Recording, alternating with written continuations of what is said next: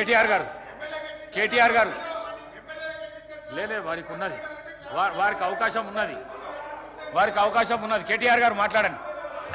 Speaker sir, నేను మీ ప్లేస్లలో పోయి కూర్చోండి. శ్రీయర్ గారు, శ్రీయర్ సార్, మీరు మీ ప్లేస్లలో పోయి శ్రీయర్ సార్ ప్లీజ్.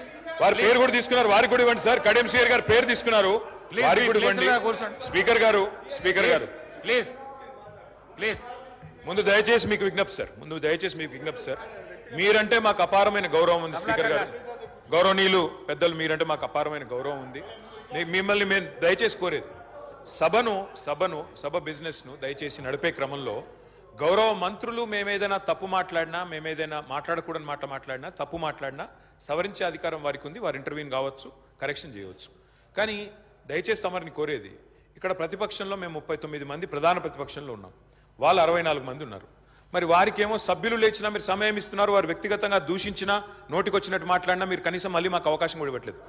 మొదలు డిమాండ్ సార్, దయచేసి కడియం శ్రీహరి గారి పట్ల వారు చేసిన అనుచిత వ్యాఖ్యలను తొలగించండి రికార్డుల నుంచి. దయచేసి వారిని ఉపసంహరించుకోమని చెప్పి కూడా నా విజ్ఞప్తి నెంబర్ 1. రెండవది సార్, వారు ఉప ముఖ్యమంత్రిగా పనిచేసిన పెద్దలు, దాదాపు 15 ఏళ్లు మంత్రిగా పనిచేసిన సీనియర్ నాయకులు, గౌరవనీయులు పెద్దలు కడియం శ్రీహరి గారి పట్ల వాళ్ళ రాజగోపాల్ రెడ్డి గారు చేసిన వ్యాఖ్యలు సబబు కాదు సార్, దాన్ని దయచేసి తొలగించాలి రికార్డుల నుంచి అనేది నెంబర్ వన్ సార్. రెండవది రాజగోపాల్, మీరు కూడా ఒక విషయం మాకు క్లియర్గా చెప్పండి.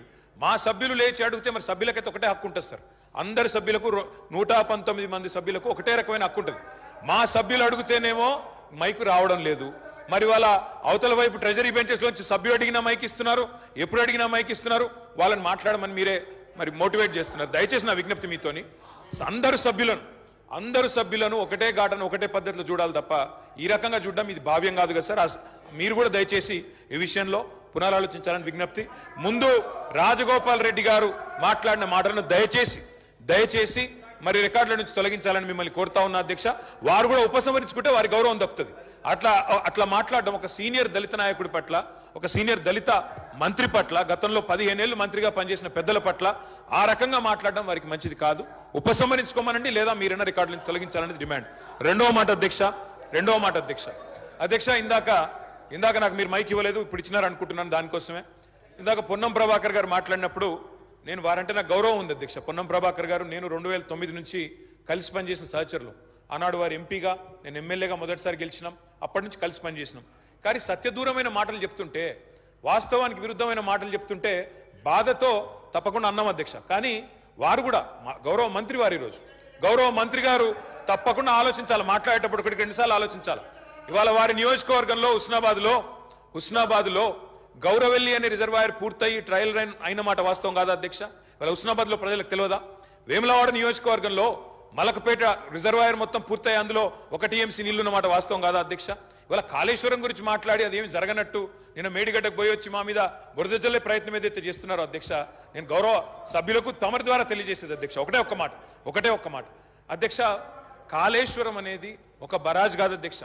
కాళేశ్వరం అంటే 3 బరాజులు, 15 రిజర్వాయర్లు, 21 పంప్ హౌజులు, 19 సబ్ స్టేషన్లు, 203 కిలోమీటర్ల టన్నల్స్, 1531 కిలోమీటర్ల గ్రావిటీ కాలువలు, 141 TMCల స్టోరేజ్ కెపాసిటీ, అదేవిధంగా 240 TMCల యూటిలైజేషన్. శ్రీయర్ గారు ఏమన్నారు అధ్యక్ష? శ్రీయర్ గారు ఒకటే మాట అన్నారు, స్టెబిలైజేషన్ కూడా తీసుకోవాలి ఒక ప్రాజెక్టులో. కొత్తగా 97,000 కూడా నీళ్ళు ఇయ్యలేదని మాట్లాడితే స్థిరీకరించబడ్డ ఆయకట్టు ఎంత అని అధికారిని అడుగుతుంటే ముఖ్యమంత్రి గారు మాట్లాడనీయలేదన్నారు. గొప్ప ఉదాహరణ నా నియోజకవర్గం అధ్యక్ష. మా దగ్గర అప్పర్ మానేర్ అనే ప్రాజెక్టు నిజాం టైంలో కట్టినారు అధ్యక్ష, 45లో కట్టినారు. ఆ అప్పర్ మానేర్ అనే ప్రాజెక్టు కోసం ఆనాడు రాజశేఖర రెడ్డి గారి ఆనాడు ప్రభుత్వం ఉన్నప్పుడు కూడా పాదయాత్రలు జరిగినాయి.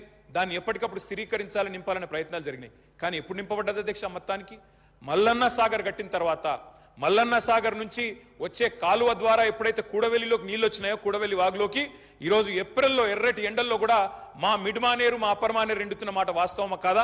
మా కరీంనగర్ జిల్లా శాసనసభ్యులు వారికి తెలుసు అధ్యక్ష, శ్రీధర్ బాబు గారికి, పొన్నం ప్రభాకర్ గారికి. అందుకే ఆ బాధతోనే మేము చెప్పింది, గౌరవెల్లి అయినా, మలక్పేట్ రిజర్వాయర్ అయినా, అదేవిధంగా మా అప్పర్ మానేర్ అయినా, స్థిరీకరించబడ్డ సింగూర్ అయినా, స్థిరీకరించబడ్డ నిజాం సాగర్ అయినా, SRSP పునరుజ్జీవమైనా, ఇవన్నీ కూడా కాళేశ్వరం ద్వారా జరిగిన మాట వాస్తవం అధ్యక్ష. అందుకే గౌరవ మంత్రి గారిని, ప్రభాకర్ గారంటే నాకు గౌరవం, ఎందుకంటే ఉద్యమ సహచరుడు. ఆనాడు పార్లమెంట్లో వీరోచితంగా పోరాడింది కాబట్టి మా నాయకుడు కేసీఆర్ గారు కూడా కరీంనగర్ లో ఇక్కడ అక్కడ కాదు అధ్యక్ష, కరీంనగర్కి వచ్చే బహిరంగ సభలోనే వారిని అభినందించారు. కాబట్టి మాకు అట్లాంటి మంత్రి గారిని అగౌరవపరిచే కుసంస్కారం లేదు. కానీ మంత్రి గారు కూడా వాస్తవాలు చెప్పాలి అధ్యక్ష. గౌరవెల్లి పూర్తయిన మాట వాస్తవం, ఎన్జిటి స్టే ఉన్న మాట వాస్తవం, మలక్పేట పూర్తయిన మాట వాస్తవం, ట్రయల్స్ జరిగిన మాట వాస్తవం.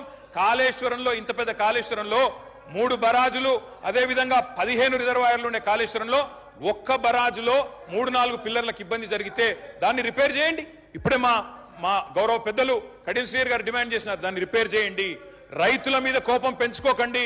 కేసీఆర్ గారి మీద కోపం ఉంటే, రాజకీయంగా ప్రయోజనం కావాలనుకుంటే ప్రయత్నం చేయండి. కానీ ఆ ప్రాంత రైతాంగం పట్ల కక్ష కట్టవద్దు. నింపండి, మేడిగడ్డ నింపండి, కాళేశ్వరంలో పంపింగ్ స్టార్ట్ చేయండి. వాళ్ళ 5,000 క్యూసెక్ల నీళ్లు కిందికి పోతున్నాయి. ఇది రాజగోపాల్ రెడ్డి గారు.